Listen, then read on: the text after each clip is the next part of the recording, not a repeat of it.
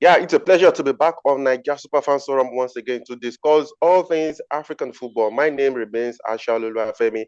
Today on the show, we'll be looking at, of course, the qualifiers are here, the Super Eagles of Nigeria and the Black Stars of Ghana. They have, of course, preparing for the encounters on Sunday. Remember, the Black Stars will be going to Antananarivo to face Madagascar, while the Super Eagles of Nigeria will be facing Sierra Leone in Monrovia, Liberia, because a CAF didn't approve any stadium in Sierra Leone for that encounter. Kyle Ogundari and James Agrebi, as usual, they joined, of course, and they'll be breaking things down nicely on the show today. Guys, you're welcome. Thank you very much, Femi. Yeah, thank you, Femi. Happy to be on today's edition. Okay, so before we get started, we would like to say thank you to all our fans around the world for sticking in Nigeria Superfans Forum for your feedback. Of course, we read each and every one of them, and of course, we appreciate them so much. Of course, your support has been our pillar. Guys, let's get started. Of course, the Super Eagles of Nigeria, they've been training right here in Lagos at the AstroTurf of Mobolaji Johnson Arena because of the game will be played on an artificial turf in Liberia. But on Wednesday, there was a media parley that the NFF, or the media officers of the Super Eagles organized for journalists. And of course, we had the opportunity to talk to some of the players. And the atmosphere is not that very confident. None of them actually promised a victory because I know that they usually say that there are still minors in football, but they are saying that it's not going to be a walk in the park for them, and they're expecting a very tough encounter. Kayode. Femi, yeah, I know I say there are no minnows in football, but then there's a place of respect for the opposition. You can't just come out and say we are going to beat them 4-0, we're going to beat them 5-0. Yeah, you know your capabilities, you know your abilities, you know what you're able to do on the day. But that does not mean you should not respect the opposition. You should show what they call professional courtesy to them. They're going to have the same number of people on the pitch like you. So I expect you as a professional to show that courtesy to them that, oh, you know what, we're going to play. If we stick to our plans, we are hopeful of getting a victory, but nothing is guaranteed for me. Yet, I'm not, how do I say this? I am not trying to contradict myself by saying, oh, there are minnows in football, then I say nothing is guaranteed. Yeah, nothing is guaranteed. Anybody can beat you on the day, but it doesn't mean you are on the same level. That's what I'm saying. Okay. Sierra Leone they can get an odd win here and there against Nigeria. It does not mean that the Nigerian Super Eagles and the Sierra Leonean team are on the same level. Okay, but an upset wouldn't be acceptable, right? Yeah, of course, no. Nobody wants that. But really, I think we should start preparing our mind that this is a possibility. We could win, we could lose, we could get a draw. Those are the three scenarios that could play out in any game. So, but when you do not leave room for the possibility of a loss or a draw, that's when the defeat becomes much more painful. But if you have told yourself psychologically that, you know what, it's possible to lose this game, then anything can happen. But I want to believe that we should be able to present a team that will beat Sierra Leone home and away. When we are not able to do that, it is not because we do not have the talent, it is because other things have been left undone. That's why we struggle to beat all these minnows. I like that. Yeah, I will keep saying it. Yeah, I'll keep saying it. There are minnows in football. Okay, because my mind, I just flashed back to the team of 1994, and you are guaranteed a victory. If that team will be taking on the present day Sierra Leone, of course, you are guaranteed they're going to blow them away. Victory. Okay, James, let's talk about the goalkeeping situation, of course, because that question was thrown to Jose Pesero when we went up to him to ask a few questions. It's the first time that we'll be having two home-based goalkeepers. And what you can say, just Adile, who plays for Upper Jerusalem in the goal as the only foreign-based goalkeeper. Then we have Sochima of Rivers United and Ojolorun Leke of Erimba. James, this goalkeeping crisis particularly has lingered for some time in the Super Eagles. Do you think we have something to worry about going to this game? Well, Femi, I don't know because I had the opportunity of talking with one of the goalkeepers when I was at their training. That's Victor Sukchima, and Okay. well, he told me that you know what they always say that whoever the coach pick, they expect him to go there and do this. Nobody's ready to to put himself forward. You know, so for me, Femi, this is one area that I'm always scared of for the Super Eagles because last time we had a decent goalkeeper, world-class goalkeeper in his own right, Victor. That was Vincent Yama. Since then, Yeah, we've been chopping and changing. You know, the closest we came to getting a decent goalkeeper was Kali Keme, Kali Keme, yeah. who unfortunately had that issue. Since then, it has been this goalkeeper today. Tomorrow, you have this goalkeeper. You know, there's no stability in the goalkeeping area for the Super Eagles. Now we have three. I call them three rookies. They've never had the opportunity of appearing for the Super Eagles. So whoever get the nod to be in goal, I don't know how confident that goalkeeper would be like. One of Vincent Yama had the opportunity against England in 2002 World Cup in Korea, Japan. He took with both hands. So all thanks to Chief Adigbo Onigbinde, who gave him that confidence. Since then, Onyema never looked back. You know, so I just hope that whoever gets the nod to keep for the Super Eagles against Sierra Leone, once that goalkeeper can put up a decent performance, I mean, that will kind of inspire, because anything short than that, I mean, we are going to continue to see issues on that goalkeeping aspect, because I mean, that used to be one of our strong position, but as it is now, I'm here to rate these guys, because they may be doing well for their club size, but this is the national team. You know the kind of pressure one poor performance can end your career in the Super Eagles. I remember what happened to this striker. I've forgotten his name. He used to play in the Swedish league. He had one game against Jamaica, a friendly game. Was it Victor Ije? Is it Ije? Peter Ije, yes. Peter Ije, yes. His debut for the Super Eagles was a disaster. He never recovered from it. So I just pray that whoever gets the nod to keep for the Super Eagles against Sierra Leone, we put up a good performance, because it's that time we make that position stable, because this chopping and changing, I mean, it's not going to help us anyway. Kayode, I know Kayode has always canvassed for an opportunity for this Adile who plays for Apwe Jerusalem. Kayode, I don't know, you expect him to start ahead of either Sochima or Jolorun Leke? Yeah, I expect him to start ahead of the two, not because it's foreign based, but because I think he has more exposure. He had been in the national team before. He was a part. Many people don't know that he was a part of the 2017 under 17 Golden Eagles that failed to qualify for the World Cup. He was in the same team with Tolu Arokodare. What was this guy in France now? I'll remember his name in a short while. So, and all of them, incidentally, tell me, despite not getting to the World Cup, most of them in that class are doing well. Terry Murphy, most of them are doing well. So for me, that's why I think he should have the opportunity to lay to rest whether we have been unfair to him all along by not putting him in goal. Now he has a chance to prove that, you know what, you guys have been missing a player of my quality. But if he gets the chance and he does not seize it with both hands, then he has nobody to blame if he's dropped from the team. So it is a trial for him as much as it is for the team too. Hopefully we'll be able to deliver on the day. Okay, because of course, since Francis Uzo is not in the team, and of course the Super Eagles have dropped to second on the table after Guinea-Bissau defeated Sao Tome and Principe 1-0 in their own qualifier. So the Super Eagles are second, and a win in this game, even a draw, will get them a ticket to Cote d'Ivoire next year. But I think for the prestige, I think there will be need for 3 points. Okay, let's take a trip quickly to the camp of the Black Stars now. Of course, they are expected to jet out to Antananarivo today. And the coach, Chris Hughton, has been talking about a lot of things, particularly injury. And in that camp, a lot of things have happened.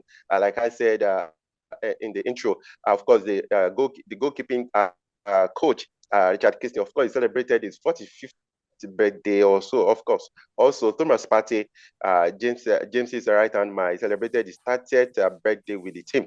And but most importantly, the injury to Gideon Mensah, very disturbing. He's out of the team now, and of course, he joins the likes of Salisu, Mohamed Salisu, Tariq Lamptey, Baba Abdul Rahman, Daniel Kerr, of course, even Antoine Semenyo, who all will be sitting out of this game because of injury. But let's talk about injury. James, Chris Hughton has actually said that the injury crisis in the Black Stars will make things a little bit difficult for him.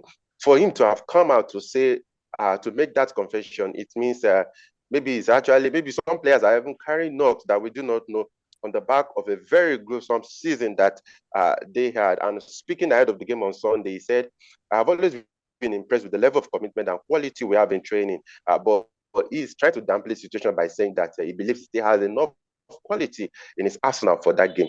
But James, once again, I remember before the game against Angola, we talked about injury, particularly you and I, but now again, it is happening. But with respect to all of this, you still expect the Black Stars to record some victory against Madagascar. Yeah, Femi, just like what you said, and the last game against Angola, remember some players that didn't get to play because of knocks. Andrew Ayew, I think if I could remember, he missed that game too because of knocks. And I said this would be an opportunity for Inaki Williams is also out of this game because of injury. Yeah.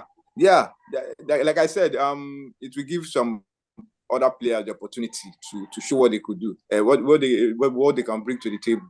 And that was what happened when they played against Angola. In the return leg, a lot of fears that they might lose the game. At the end of the day, they were able to force out the draw. So for me, I think the same thing is about to find out. This is an opportunity for other players, to step up, because which other way to get to the team than taking this opportunity now to show the coach, to give the coach something to think about. It's not about always relying on the particular players. When they are not around, you start having issues. You need players who come in and do something, at least to show that they're not just in the team to just sit on the bench, but they're in the team to contribute. So I believe that there are quality players who can step up and do something. And who knows, maybe if these guys should take this opportunity, they might become the regular. We never can tell. So we've seen these things happen. So we shouldn't see this as a huge setback for the team. I believe there are enough quality players in the team who will step up and at least get a draw. Like I always say, they must try as much as possible to win this game.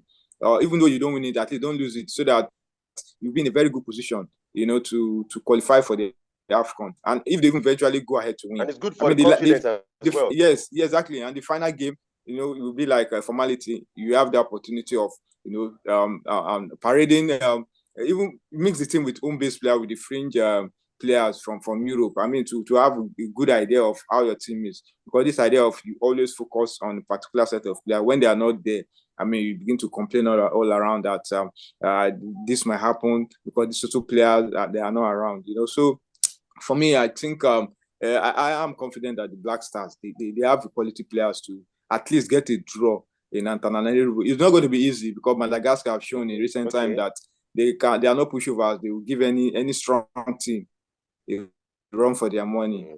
So remember they did what they did to Super Eagles in 2019. So I'm expecting a positive result from the Black Stars, because I believe they have quality players who step up and get the needed results. Okay, of course. Hughton also said that he doesn't have a first 11, but to some extent, I think I'll disagree with him, because when you have the likes of Joseph Pinsey, you have the likes of Mohamed Kudus, you have the likes of Thomas Partey. You wouldn't bench those for less experienced players. Let's talk about something very quickly. I think no matter how bad a country's league is, particularly in Africa, in our climb here, the highest goal scorer in your league, once he is from your country, I think to some extent, he should deserve a call-up in the national team. And the highest goal scorer in the just concluded the Bepa Premier League in Ghana, talking about Abednego Tete, has been emotional about the fact that he wasn't invited to the Black Stars. And I think that even if he wouldn't play, to some extent, I think he should get some recognition. And in an interview with Bright FM, he said, as a human being, it's only natural to feel bad about not being included. However, there's nothing I can do but wish them success against Madagascar. We will support them in their effort to achieve a positive result. Coyote, he scored 18 goals in the just concluded season, but you would expect that. Now that I was even expecting that since Inaki William wouldn't be in that team, perhaps. What do you think? Honestly, in an ideal situation, the highest goal scorer should be a part of the team. But then, if the coach is convinced that he has better players, then it is not automatic for me. We cannot say simply because But this Black Stars does not even have. They do not have a top 9. Femi, but the Black Stars are going to be playing Madagascar. They are not playing Aduana Stars. They are not playing. They are not playing. They are not playing Beretum Chelsea. I bet Nico Tete wouldn't be happy with you. No, they are not. No, those are the teams he scored against. So if you're going to benchmark his quality, it should be against similar opposition. So Madagascar is better than Ghana Stars and Mejema. Of course, definitely, they are. So, like I said, as much as I would want to see him in the team, then it should not be automatic simply because he has scored 18 goals. If the coach is convinced that he has better players, don't forget that it is the coach's head on the line. It is his job on the line. If he doesn't get it right, if the team doesn't do well, it is the coach that's going to pay for it. So for me, I am an advocate of giving the coach the freedom to pick his players, pick his tactics, and go win for us. Whatever it is if he decides that he has 11 players that he wants to pick from Accra as of Oak, so be it. The bottom line is win for us. We are not interested in the process. It is the end game, the result that we want to see.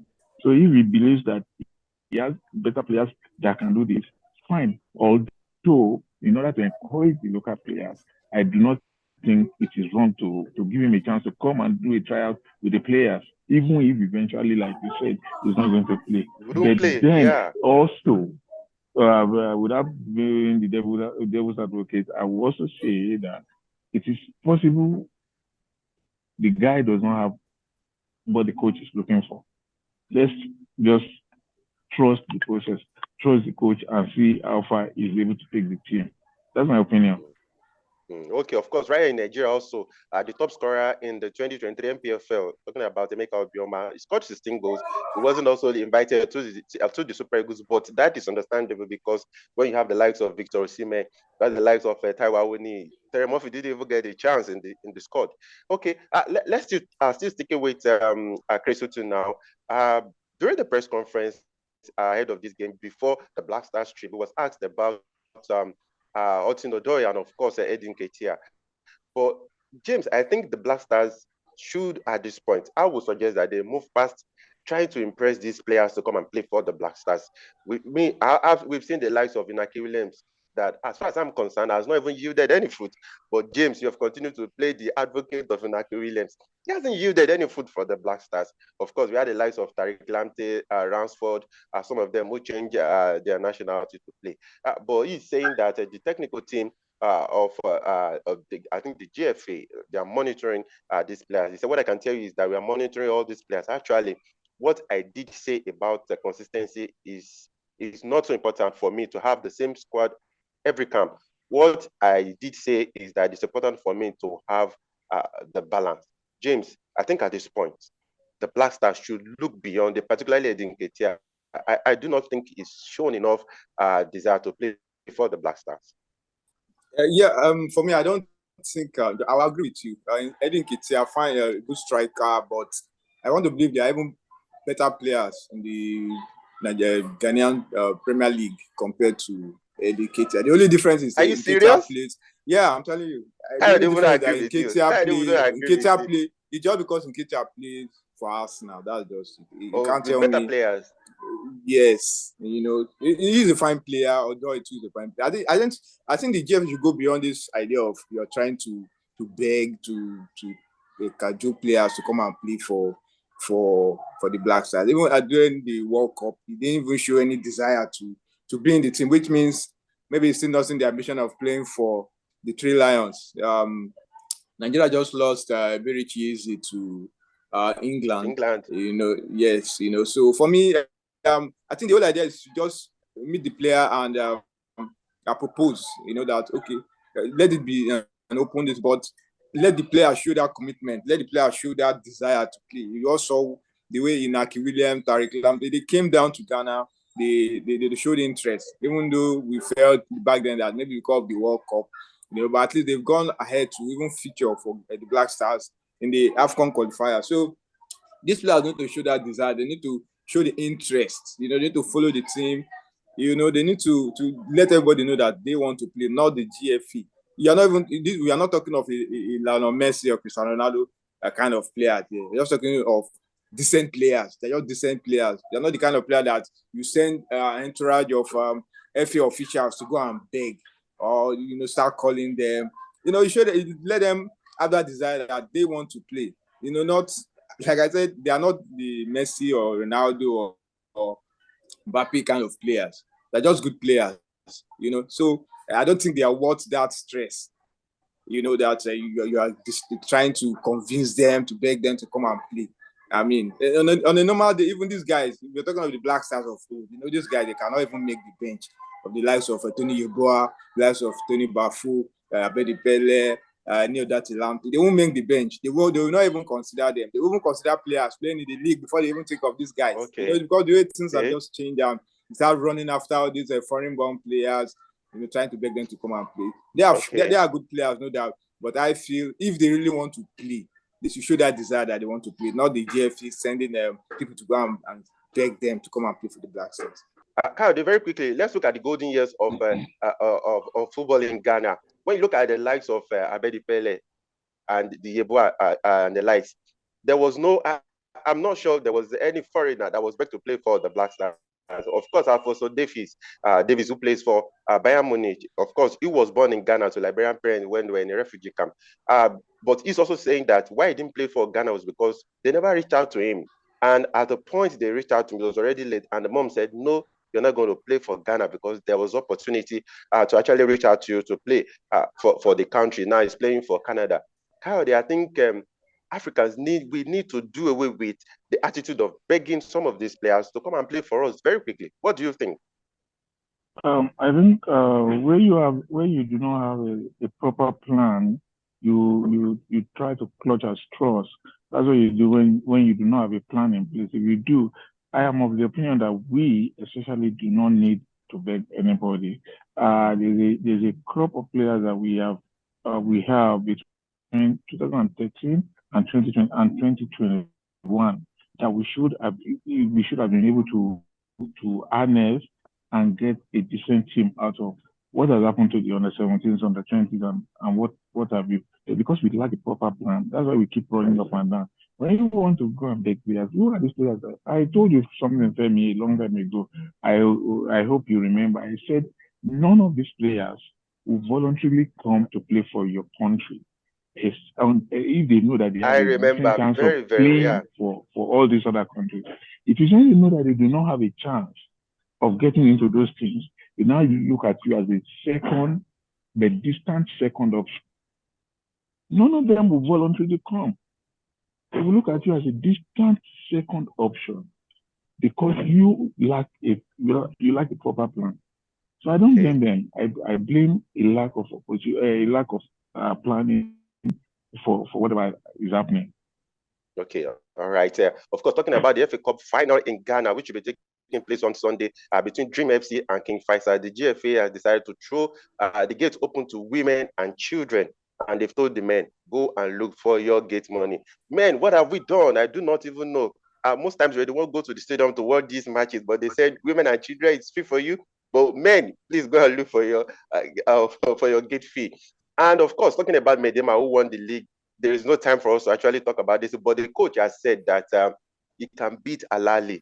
I would have loved Kadi to take on that, but hopefully on Monday. But guys, we cannot go without talking about Fatma Samora, of course, the FIFA Secretary General, who will be stepping down at the end of the year from our role. By the end of the year, like I said, after 7 years in charge, he said she wants to focus on family now. Very quickly, Kayode, this woman has made a difference in FIFA, particularly in women's football. We cannot dispute that. Very quickly. Well, I wish her all the best. Even though she's of African origin, we were not expecting her to exclusively devote her time to Africa and African football. But she's done well.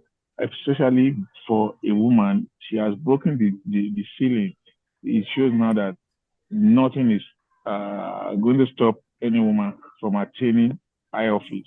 So for me, I like pathfinders. I like those who break barriers, those who shine the light for others to follow. So in that, I congratulate her and I thank her for all of her services.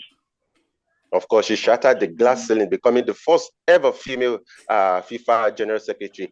James, quickly before we go, of course, in the Serie A, we have in the Serie A for the men, we had the Victor Osimhen emerging as the top scorer, 26 goals. But trust me, in the female league, we had the Malawian senior female football team captain. I'm talking about Tabitha Chiwanga. She finished as the top scorer. She scored 16 goals for Inter Milan. James, what a perfect season for Africans. Very quickly as we round up now. Yeah, very good one for her. It's unfortunate that she plays for Malawi, which unfortunately will not be able to see at major tournaments. Just like we had the opportunity. Yeah, just like we were going to see Barbara Banda, Zambia. Remember how explosive she was at the last Olympics? That kind of scored down, and she's going to be at the World Cup. So that's the advantage when you play for a very strong team. Give you the opportunity of showcasing your talents at the world stage. She did very well. I mean, I was shocked too because nobody took notice of her. So for a player from Malawi, it goes to show that they are talented women player apart from the likes of Asisa Oshoala, the South African lady, I've forgotten her name now. It shows that Africa, Katla, yes, it shows that Africa is blessed with talented players. So I wish her all the best. Hope that she's going to move to the big clubs in Europe so that she continue to feature in the major tournament like the Women's Champions League in Europe, so that we're able to celebrate her. Maybe one day she's going to be mad African Player of the Year. You took that perfectly out of my mouth. Of course, the time is not on our friend, but this weekend there's going to be, we have about 21 AFCON qualifiers for the AFCON. That will be taking place in Cote d'Ivoire next. Of course, Egypt and Senegal, they've secured qualification. And a game that we will have our eyes on this weekend is South Africa hosting Morocco. We learned that 42,000 tickets have been sold for that encounter. So it's going to be explosive. So we wish that your country will be in Cote d'Ivoire next year, because I trust at least a draw against Sierra Leone for the Super Eagles should seal a place for the three-time champions. Guys, thank you for coming on the show today. I appreciate you so much. Thank you very, very much, Femi. All right. Okay. So this is where we'll be drawing the curtain on this episode of Nigeria's Fans Club. Like I told you, we'll keep a tab on all the 21 games that will be going down this weekend. Unfortunately, a lot of the games would not be played on the home turf because of facility. That is what we keep talking about. If someone like Tabitha Chiwanga had an opportunity just in our country, maybe she will have remained there and doing well. But I've learned that she is a student, or she was a student in China, studying in the university there. But she currently plays for Inter Milan. So if the facilities are there, even Sierra Leone, they'll be playing Liberia because of lack of facility. So that is denying them the home support. We hope that some of these countries, African federations, and football federation will step up and do the needful. Some of these things are not difficult. When you find the countries like Malta, Faroe Island, being able to produce nice pitches. So why wouldn't the country like Sierra Leone produce as such? So we'll see you all on Monday. Thank you so much for your support. I remain Ashalulu FM. Bye for now.